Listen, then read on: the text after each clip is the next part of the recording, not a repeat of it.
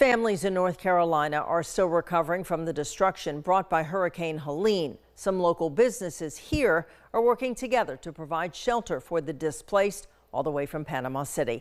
After hearing the state of emergency his friends in North Carolina were still in, George Roberts collaborated with Atlas Truss owner Dwayne Phillips to construct and insulate livable sheds. A total of 8 sheds will then be transported by Greg Abrams of Greg Abrams Seafood to North Carolina. Once they arrive, beds will be installed by a furniture company to improve the quality of life for some who are still using sleeping bags. You know, in 2018, we went through Hurricane Michael. You really understand what it's like to not be able to have a lot of things. And so this is just a payback for what people did for us. And you know, it's good to have friends in the Carolinas that do know what they need and what they can do. And we wish we could do more, but every little bit helps.